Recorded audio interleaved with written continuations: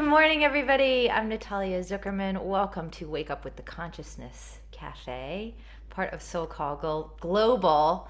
It is my honor and pleasure this morning to have my friend Nicole LaRue here with us, all the way from Utah. What part of Utah? It's Salt Lake. Salt Lake. So cool. Nicole and I met last century. I don't know, a long time ago. Yeah, forever ago. Yeah, at a music festival, and she was selling her incredible artwork. At that time were um, other versions of small made things, and she has since done a million things that we're going to find out about. Currently working at Gibbs Smith, which is a book illustration company, and she's an incredible artist, incredible visionary and activist. She created the logo for the Women's March in 2017. Do you get tired of hearing that, or it's like No, I mean it's it's pretty okay. it's pretty amazing? And I really want to hear that story, but we won't start there because Okay. I know you get asked about that a lot. But also, it's an interesting story. But I want to just know a little more. Actually, over the years, just getting to know you, like what was your early art training beginning, or art? When did you know you? That's a two-part question. What was your training, and when did you know you were an artist? Well, I mean, all growing up, I drew. I drew for, like entered things in the state fair and the local fair and drew, pictures all the time. And my dad worked, he worked at a sugar manufacturing company, and at that time he had worked his way up to kind of managing the whole factory basically, and so he'd have reps come in and bring like notepad, like all the crap that they bring you for free, like pens and notepads, and it was like the best thing of my whole childhood basically, like the best memory ever, because he'd bring them home and then I'd have like pencils and pens and I would just draw and write and do things. But it's funny because I also joke with my dad because I always thought I would be a pediatrician. And I did a lot of art in high school. I got into like private art colleges, but I ended up going to a 2-year college first, and was introduced to graphic design. And from there I was like, sorry dad, like I'm not going to be the doctor you thought I was going to be. It's like so sad. He's so supportive luckily still Yeah, okay. I was gonna about say, it, I think but he's probably really proud of you. yeah, it was quite a transition from a pediatrician to, but then I was introduced, I didn't know about graphic design until I got into college, and then it just kind of changed everything. I wasn't going to be a fine artist. I was going to, create products with the art that I made. And that was kind of an interesting, fun twist. Mm-hmm.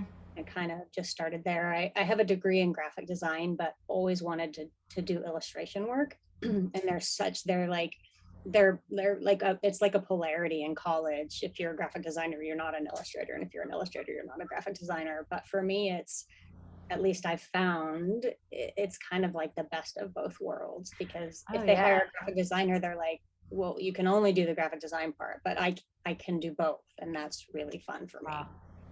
Wow.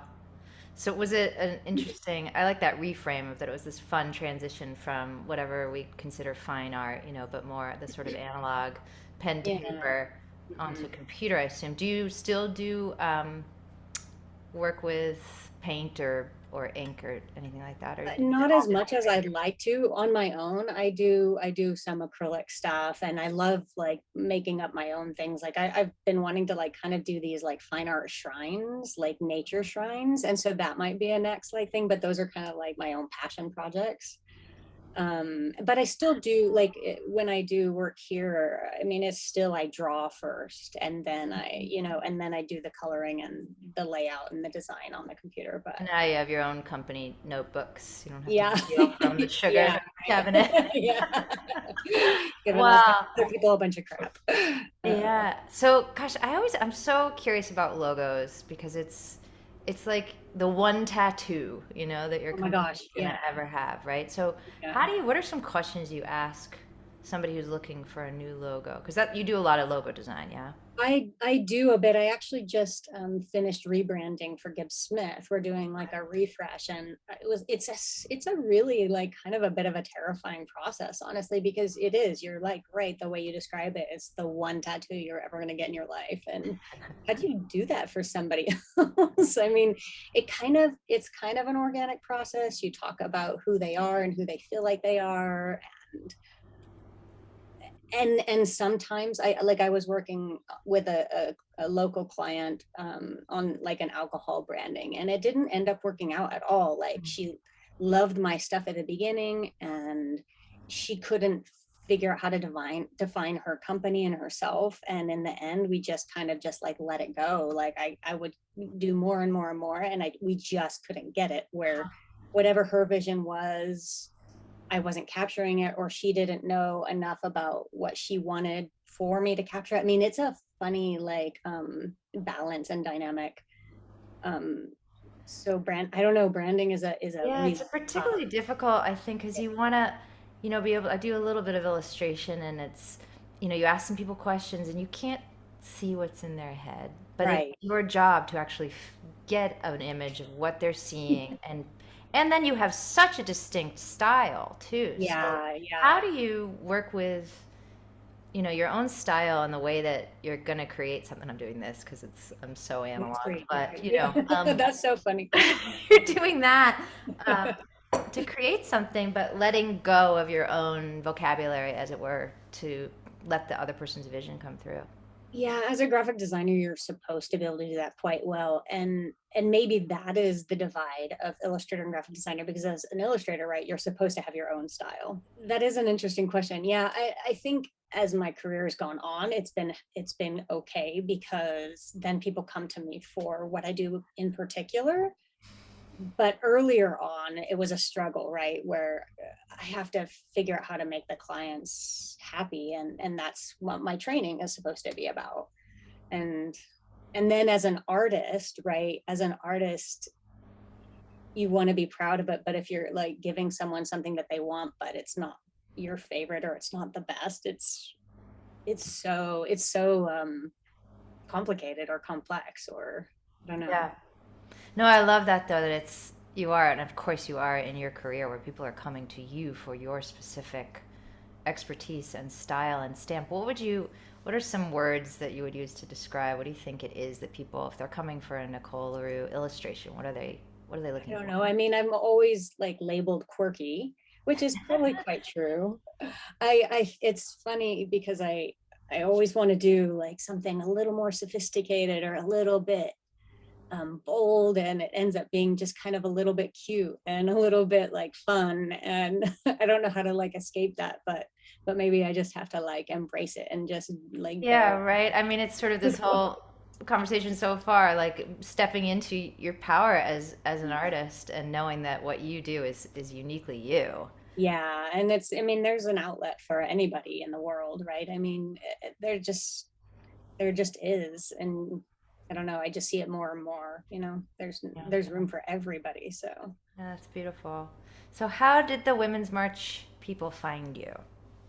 well, I had a call. Well, so I went to college with this woman who started her own design company in the Bay Area, and she was one of my favorite people to go to school with. She was kind of one of those people like I respected and yet was like terrified of, because she was like so good. She was so good at like the big idea stuff, and I was always good at the doing stuff. And I think she would even like describe our relationship the same way, where like she also thought like, was terrified of, no, I mean, maybe she wasn't terrified of me, like that's just my word, but of, that I was just the doer, and I would always get it done, and I would, come up with something great. And yeah, well, she came to my friend Amy's studio to say, hey, look, I just contacted the Women's March. I think we need to help. Like, we need to find a way to like make this bigger to help them find their voice.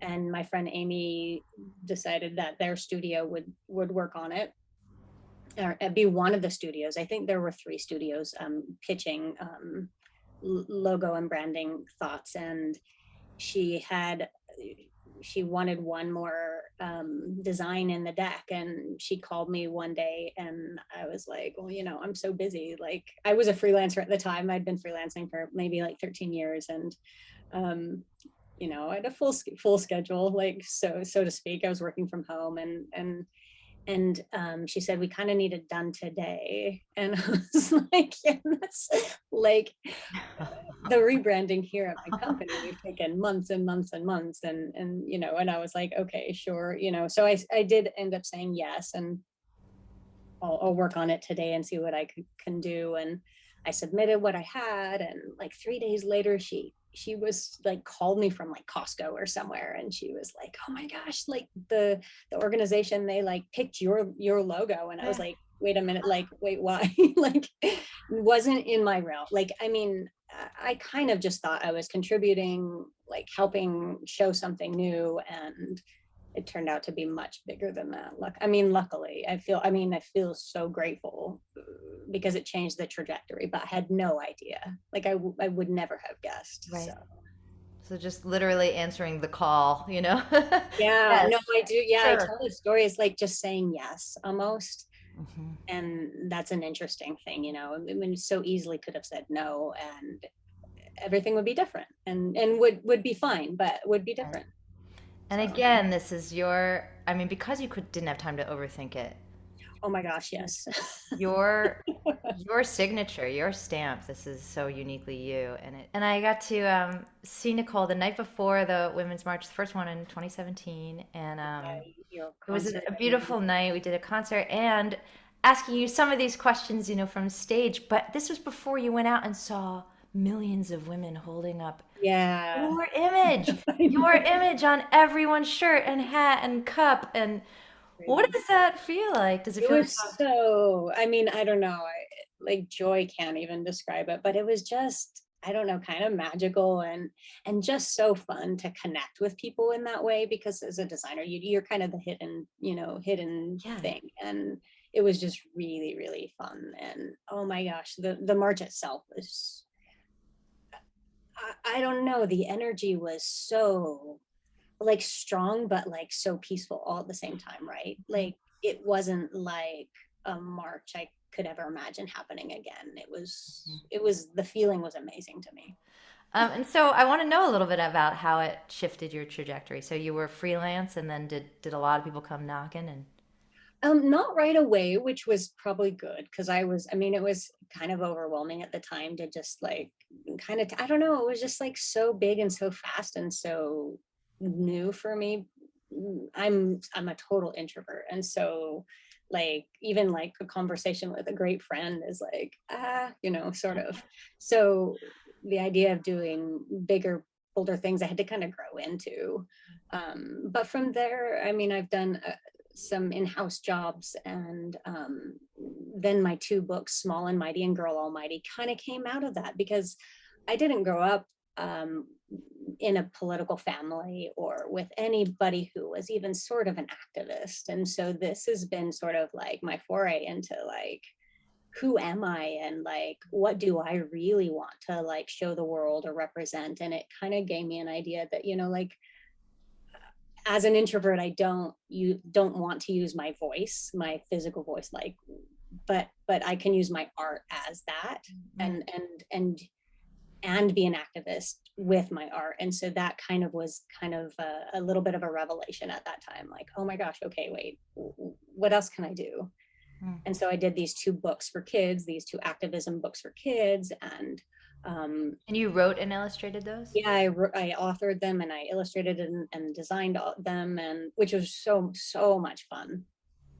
And currently, I just did a collaboration with a woman named Kate Kelly. She's an attorney, and she works now in DC for the woman who's fighting for the ERA. And so we partnered and did a book called Ordinary Equality, and it's coming out in March. And it's a very graphic, bold book about um, the people that haven't ever been represented around the ERA, queer people and people of color. And I feel like it's going to be like kind of a really cool, powerful push for the ERA to.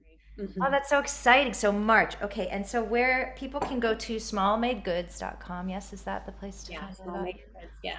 Okay. Um, And maybe just the last question of um a collaboration or something you really want to do. I want to hear more about these sacred altars and things that you want to create. It yeah, actually yeah. looks like you're in You one would right be there. Yeah. Yeah, I'm in my living now. room. So Yeah. your own stuff, some, you know, if there was a wish list, I'm sure there is, of collaborations that you could dream up that you feel like you could really add your voice to, Oh my gosh, I might don't push know. you in a way. Yeah, well, I'm doing, well, there are two things, but I'm actually kind of, I don't know, my wish list has kind of started coming true at this publishing house. I'm doing an oracle deck Oh, um, wow. for kids currently, which What? is like, okay, thank you. Like, I don't know, like, thank you, universe. But that kind of stuff for me is like a dream come true, which is kind of fun to be able to say out loud. And then because of the ERA book, I was invited to do I'm doing a gallery show as well in March we are designing, it's called Artists for the ERA. And Shepherd Fairy is also included in the roster. And like, I don't even know what to do with that information in my heart. Like, Uh-huh. so for me, I don't know, like, I know life always, like, I don't know, it seems to always get better, but this is just like, okay, could it get better? Probably not, but maybe it will, and that would be great after Shepherd Fairy. I love that. But I love until then, that. that's like what I don't know, most excited about. So Well, it's incredible. It's been a beautiful thing to watch your trajectory and just you're such an inspiring voice in the world. Thank you for what I you do and your incredible indelible mark and your artistic glitter that is everywhere. feel And the same, my friend. Holy smokes, it's been fun to like stay connected all these years. It's been really cool. well, thank you for joining us. And smallmadegoods.com. This is Nicole LaRue. Nicole, thank you so much for being with us. Oh my gosh, thank you so much. See you soon. Bye bye.